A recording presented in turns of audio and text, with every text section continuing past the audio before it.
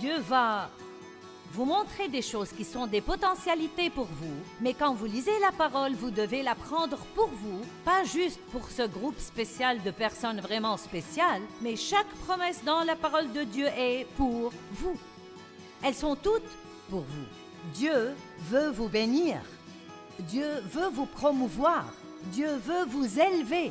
Dieu veut vous utiliser. Dieu veut vous guérir.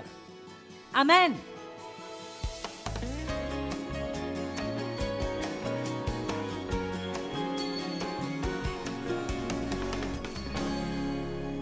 Deutéronome chapitre 1 verset 20. Je vous ai dit, vous voici arrivés près de la région montagneuse des Amorites que notre Dieu nous donne. C'est Moïse qui dit cela. Vois, le Seigneur ton Dieu t'a remis le pays. Monte, prends-en possession, comme le Seigneur, le Dieu de tes pères, te l'a promis. Ne crains pas, ne te laisse pas abattre. Alors vous êtes tous venus à moi et vous m'avez dit, envoyons donc des hommes devant nous. Ils feront pour nous une reconnaissance du pays ainsi qu'un rapport sur le chemin où nous devrons monter et sur les villes où nous arriverons. Cela m'a paru bon et j'ai pris parmi vous 12 hommes et je les ai envoyés. Ce sont les 12 espions qui sont entrés faire une reconnaissance dans la terre promise.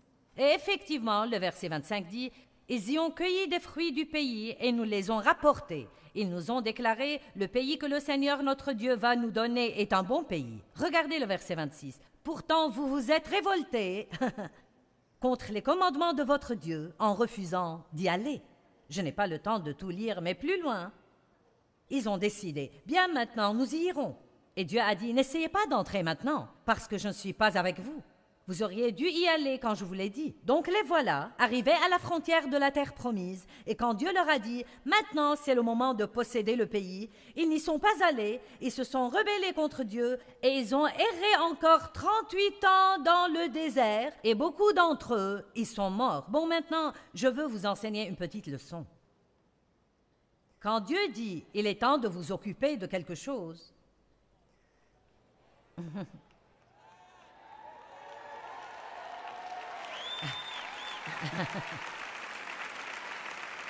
quand Dieu vous dit de vous occuper de quelque chose, il y a une onction pour le faire à ce moment-là. Et vous ne pouvez pas le mettre de côté jusqu'à un moment plus pratique ou un moment apparemment plus facile ou un moment où vous vous sentez prêt, parce qu'alors vous pouvez décider, j'en ai marre de supporter ça, je pense que je vais m'en occuper maintenant, et puis vous rendre compte que Dieu ne vous a pas oint à ce moment-là. Nous devons apprendre que quand Dieu touche des choses dans nos vies, il faut le prendre sérieusement. Si Dieu s'occupe d'une mauvaise attitude chez vous, il faut agir. S'il s'occupe de vous concernant le manque de pardon chez vous, agissez en conséquent. Ne donnez pas l'excuse que c'est difficile de pardonner aux gens. Je vais vous dire ce qui est difficile. Haïr les gens, c'est bien plus dur que de pardonner aux gens. Le pardon est facile comparé à la haine et l'amertume et au ressentiment et au fait d'être plein de poison tout le temps.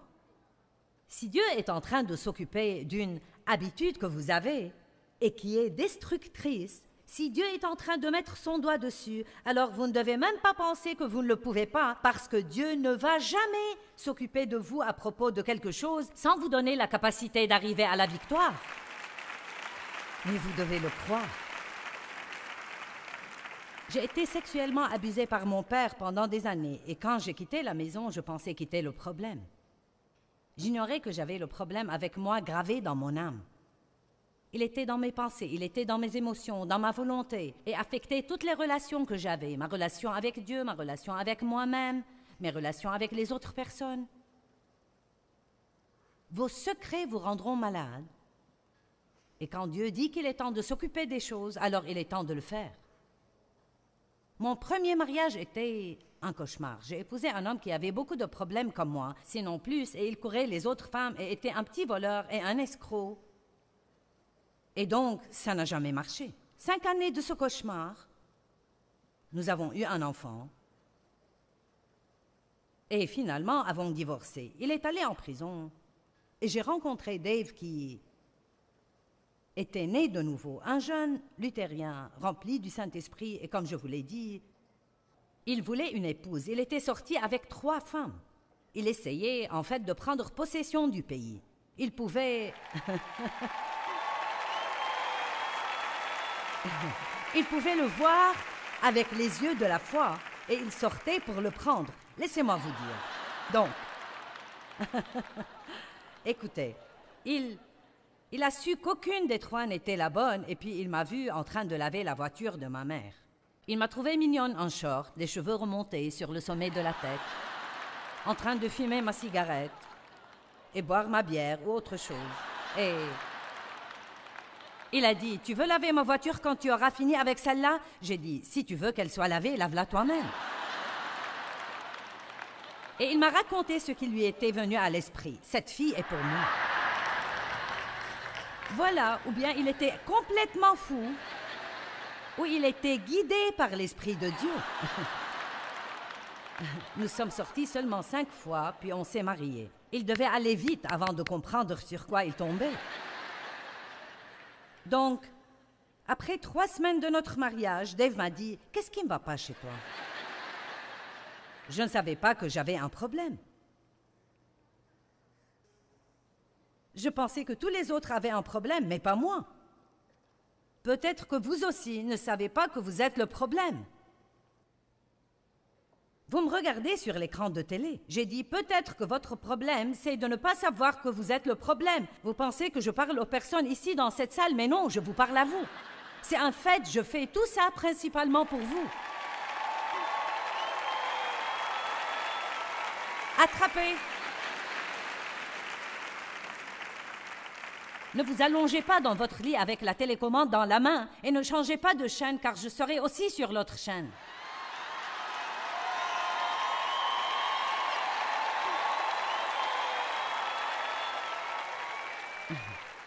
Vous ne pouvez pas filer. Si vous regardez la télé, vous allez me trouver. Et donc, je ne savais pas que j'avais tous ces problèmes. Dave et moi allions à l'église, vous savez. Il aimait Dieu, j'aimais Dieu, je croyais en Jésus, j'étais née de nouveau, mais je ne m'occupais pas de mes problèmes. Donc un soir, Dave et moi sommes allés à un service de l'église et il y avait une femme qui témoignait qu'elle avait été abusée par son père. Son histoire était au fait si semblable à la mienne qu'il s'en était vraiment effrayant. Elle avait géré son problème différemment de moi. Elle était devenue une prostituée et avait eu plein de problèmes. Et puis, elle avait rencontré un homme de Dieu et raconté comment Dieu avait fait avec elle et l'avait guérie. Elle avait écrit un livre. Et Dave m'a acheté le livre car il avait su que j'avais été abusée. Je lui ai partagé ce qui m'était arrivé. Et il me l'a donné. Et le matin suivant, j'ai ouvert le livre et j'ai commencé à lire son histoire. Et quand elle expliquait les choses que son père lui avait faites, elle correspondait à ce que mon père m'avait fait, et j'ai senti la douleur venir en rugissant à travers mon âme, parce que j'avais tous ces trucs soigneusement enfermés derrière des portes closes, et je ne m'en occupais pas. Et j'ai jeté le livre à travers la pièce, et j'ai dit, je ne vais pas lire ce livre. Et j'ai entendu le Saint-Esprit dire très délicatement mais fortement, c'est le moment. C'est le moment. Et peut-être que Dieu pourrait vous parler ce soir et il parle à certains qui regardent la télé ou qui écouteront le CD plus tard. C'est le moment. Il est temps d'arrêter de tourner et tourner autour des mêmes montagnes en accusant quelqu'un d'autre pour tous vos problèmes, regardant toujours vers votre passé sans vision positive pour le futur. Laissez-moi vous dire encore une fois que peu importe ce qui vous est arrivé dans votre passé, peu importe ce qui vous arrive maintenant dans votre vie, ça n'a pas le pouvoir de vous empêcher d'avoir une vie géniale si vous décidez d'une vision positive pour votre futur.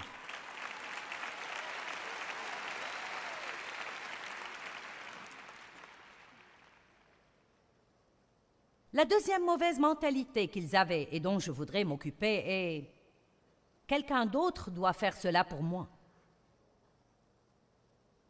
Aujourd'hui, nous appelons ça la mentalité du droit acquis. Quelqu'un d'autre doit s'occuper du désordre que j'ai mis. Quelqu'un d'autre doit le faire. Pas moi, quelqu'un d'autre. Ça s'appelle l'irresponsabilité. Et quelle pagaille nous avons à cause de ça dans notre monde d'aujourd'hui. C'est le moment de prendre la responsabilité. Vous dites, ce qui m'est arrivé n'était pas ma faute. Non, ce ne l'était pas. Ce qui m'est arrivé n'était pas ma faute, mais ce que je fais à ce sujet est ma responsabilité. Et ce que vous faites à ce sujet est votre responsabilité. Allez maintenant. Ce n'était pas ma faute que mon père m'abuse sexuellement. Ce n'était pas ma faute. Ce n'était pas ma responsabilité, mais c'était ma responsabilité de m'emparer de la parole de Dieu que je professais croire et d'arrêter de geindre et de m'apitoyer sur moi-même et de regarder le passé et d'avoir une mauvaise attitude. C'était ma responsabilité. Ce n'était pas quelque chose dont il fallait que je m'attende à ce que quelqu'un vienne faire miraculeusement à ma place. Je devais commencer à obéir à Dieu et faire ce qu'il voulait que je fasse. En Matthieu 20:16, il est dit « Il y a beaucoup d'appelés, mais peu d'élus. » Beaucoup d'appelés, mais peu d'élus. Je crois que beaucoup de gens sont appelés à faire de grandes, étonnantes choses. Je pense vraiment que le monde devrait être époustouflé par les chrétiens. Oui, vraiment. Je pense que nous devrions être les héros du monde. Les gens ont besoin de héros, de gens pour lesquels avoir du respect. Ils ont besoin de gens à admirer, quelqu'un qui leur montre la bonne direction. Chaque petit enfant adore jouer aux super-héros. Mes deux plus jeunes garçons ont tous les costumes de super-héros qu'on puisse avoir. J'en ai même un pour jouer aux super-héros avec eux. J'ai ma propre cape de super-héros. Elle a un J sur le dos avec un éclair en travers.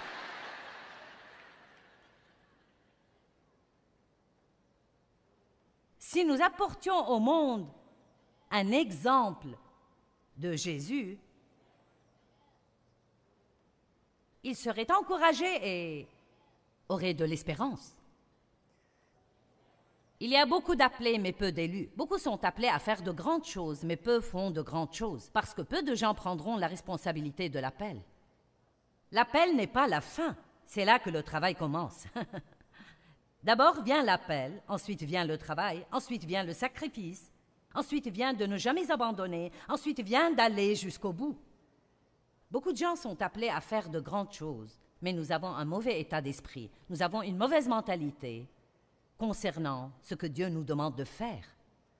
Tout le monde a les mêmes opportunités.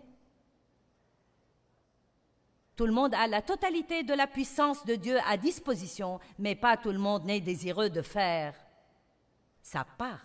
Une des choses que nous ne pouvons pas déléguer, et je délègue beaucoup, mais vous ne pouvez pas déléguer la responsabilité personnelle. Amen. Maintenant, en Josué, chapitre 1, versets 1 à 3, et vous trouverez beaucoup de choses semblables. La plupart de ces choses dont je parle, vous les trouverez dans ce livre. C'est le chapitre 17, Mentalité du désert, numéro 2. Quelqu'un le fera à ma place, je ne prends pas la responsabilité. Et Josué 1 à 3, nous voyons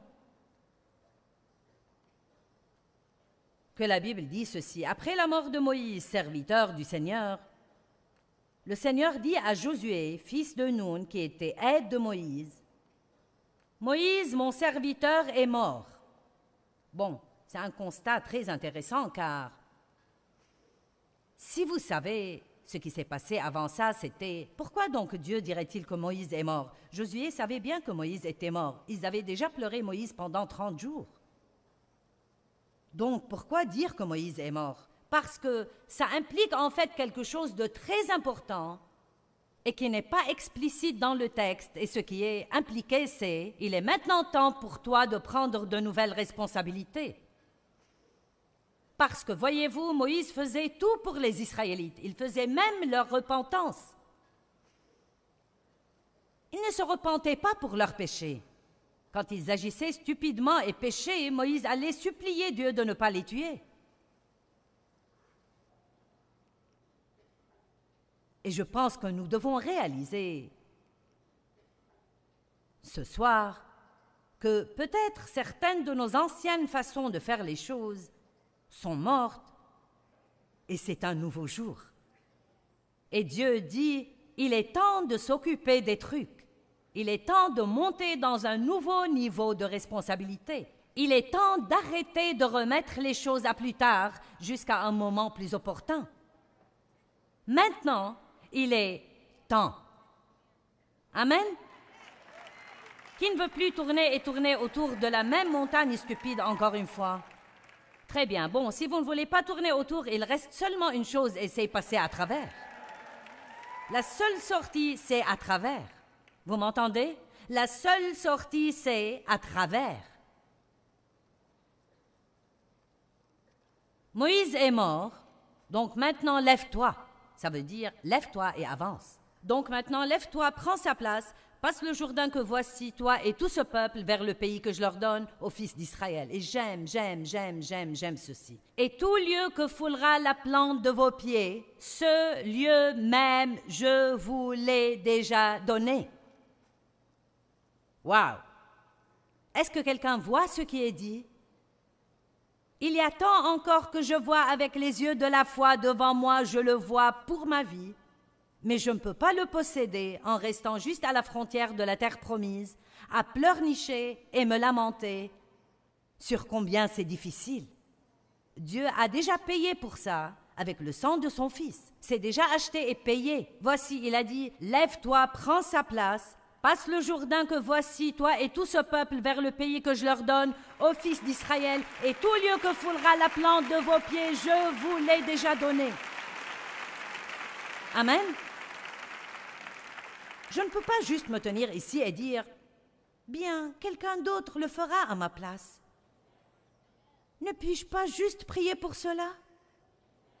Oh là là, nous devons prier. Mais souvent, quand vous priez, Dieu vient et vous montre quelque chose à faire. Oh oh! Je vais répéter. Parfois, quand vous priez, Dieu vient et vous montre quelque chose à faire. Donc, nous prions encore, espérant qu'il choisira quelqu'un d'autre. Eh bien, Dieu, qu'est-il arrivé à ma joie? Je ne sais pas pourquoi je suis si mécontent.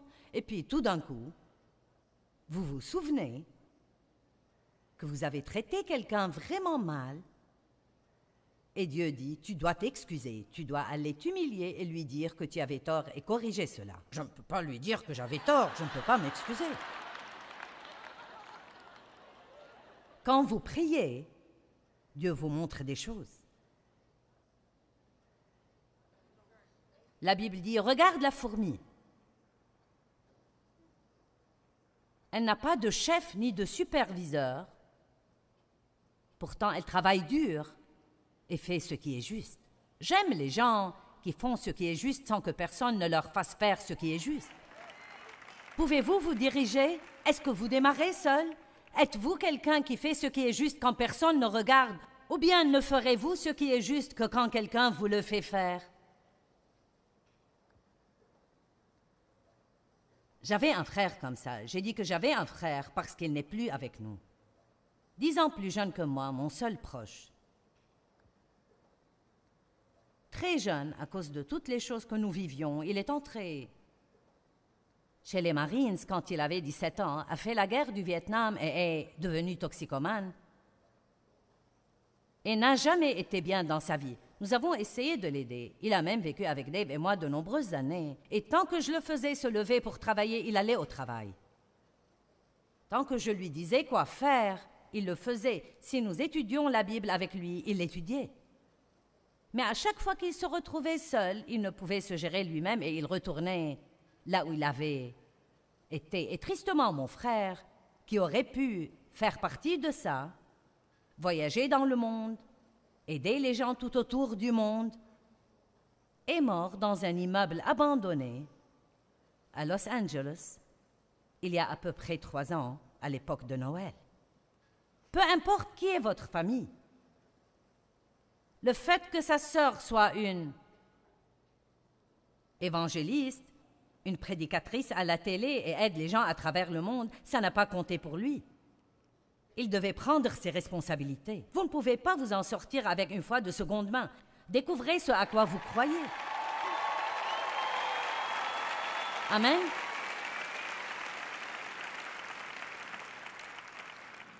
Personne ne le fera à votre place.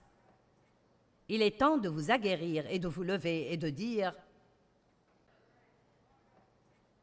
Je vais prendre possession du pays que Jésus est mort pour me donner. Si quelqu'un peut avoir ce que Jésus est mort pour lui donner, je peux avoir ce que Jésus est mort pour me donner. Il y a tant de choses merveilleuses dans la parole de Dieu qui nous enseignent ce que Dieu veut que nous ayons, et vous ne pouvez agir comme si quelqu'un d'autre devait tout faire pour vous. Les gens les plus heureux du monde sont les gens les plus actifs dans le monde. Franchement et sincèrement, je ne sais pas quels sont mes problèmes. Je n'ai pas le temps d'y penser. Si je voulais y réfléchir, je pourrais vous en nommer 10 sur le champ, mais je n'ai pas de temps à perdre avec ça. Dieu dit qu'il s'occupera des choses, donc nous prions à leur sujet, nous jetons nos soucis sur lui, restons occupés à aider quelqu'un d'autre, et d'une manière ou d'une autre, ça s'arrange tout seul. Vous savez, une chose qui était extraordinaire pour moi, parfois quand Dieu ne me donne pas d'onction pour résoudre mes problèmes, je veux dire je ne peux pas m'aider. Il n'y a pas une seule chose que je puisse faire pour me sortir d'une situation où je suis. Il met son onction sur moi pour aider quelqu'un d'autre. J'ai tendance à penser que c'est un truc de Dieu. Quand vous ne pouvez pas vous aider vous-même, semez dans la vie des autres, alors Dieu apporte une récolte dans votre vie. La vie est trop difficile. C'est vraiment trop difficile. Trop difficile. Je suis tellement fatiguée d'entendre les gens dire ça. Trop difficile de pardonner. Rends-moi les choses faciles, Seigneur. Je ne peux pas le faire si les choses sont difficiles. Ça ne marche pas. Deutéronome 30, 11. Car ce commandement que je te donne aujourd'hui n'est pas trop difficile pour toi, ni hors de ta portée. Le commandement que je te donne aujourd'hui n'est pas trop dur pour toi. Pouvez-vous dire ce soir, quoi que Dieu me demande de faire, je peux le faire avec son aide. Vous voyez, certains ne le disent même pas. Dites tous, quoi que Dieu me demande de faire, je peux le faire. Rien n'est trop dur avec Dieu. Toutes choses sont possibles avec Dieu. Mais le diable chuchote à votre oreille et essaye de mettre une pensée fausse dans votre tête. Ça ne changera jamais. Ça fait 20 ans que ça dure, sûrement que ça ne changera pas. Tu devrais l'oublier. Rien de bon ne t'arrivera jamais. Et ça, juste quand vous voulez dire « je ne vais pas abandonner ». Apprenez comment dire « je ne vais pas abandonner ». Vous n'avez vraiment rien d'autre à faire que persévérer. Qu'allez-vous faire d'autre? John Wesley, le merveilleux, formidable John Wesley, dont nous entendons parler et admirons, voici un véritable extrait de son journal intime. Dimanche 5 mai le matin, est prêché à Sainte-Anne et on m'a demandé de ne plus revenir. Dimanche 5 mai, après-midi, est prêché à Saint-Jean et le diacre a dit « va dehors et reste-y ». Dimanche 12 mai, le matin, est prêché à Saint-Jude, ne peut pas retourner là-bas non plus. Dimanche 19 mai, le matin, est prêché dans une autre église. Les diacres se sont réunis et ont dit que je ne pouvais pas revenir. Dimanche 19 mai, après-midi, est prêché dans la rue et était chassé à coups de pied. Dimanche 26 mai, l'après-midi, est prêché dans un pré et était chassé du pré par un taureau qui avait été lâché pendant le service. Même un taureau était après lui. Dimanche 2 juin le matin, est prêché en extérieur à la limite de la ville et était chassé de la route. Même jour, dimanche 2 juin, dans l'après-midi, est prêché dans un grand pâturage. 10 000 personnes sont venues m'écouter. Oui! Pourquoi? Parce qu'il a dit, je vais juste continuer à prêcher. Vous n'allez pas me faire taire. Vous n'allez pas me faire abandonner. Je vous dis, endurez, et la Bible parle beaucoup d'endurance, je crois que ça veut dire survivre au diable. J'aimerais vous partager quelque chose qui est arrivé par courrier. Quelqu'un a écrit du Wisconsin et a dit « À l'époque où j'étais en classe de 3e, j'essayais d'échapper aux difficultés de la vie. Les enfants se moquaient de moi parce que j'étais petit. Ma grand-mère m'avait donné ma première boisson alcoolisée à 9 ans et donc je suis devenu alcoolique et ai fini en prison pour 7 mois. Des années plus tard, j'ai entendu Joyce prêcher et j'ai depuis écouté son programme. J'ai appris combien la vie chrétienne est extraordinaire quand vous vivez dans les fruits de l'esprit et étudiez la parole de Dieu comme une manière de vivre. Et je souligne cela. Étudiez la parole de Dieu comme une manière de vivre. Vous savez, renouveler votre intelligence, c'est oublier votre passé et utiliser vos yeux spirituels et commencer à marcher dans la parole de Dieu.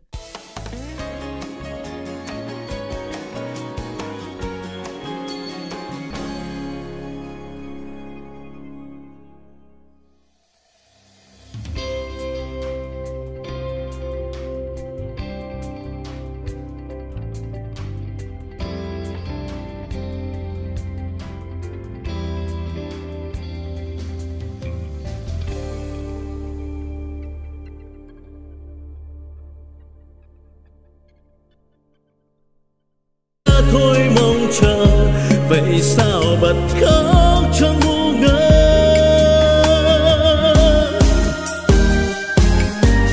Vẫn thế đây bao lâu nay em không hay, chỉ một mình anh ngồi khóc. Nước mắt đây riêng nơi đây em không hay, sự thật là anh nhớ em. Người giờ đã xa, lời hẹn ước đâu rồi. Nước mắt đây rơi biết bao lâu thì khô. Vẫn thế đây bao đêm say em không hay, từng giọt buồn sao mặn đắng. Nhưng lúc ấy anh loay hoay trong cơn say, lại nhầm rằng em ở đây. Người giờ đổi thay, tình mình vẫn đong đầy. Thế mới biết anh vẫn yêu em, thì sao tìm quên chốn xưa ngày ta quen.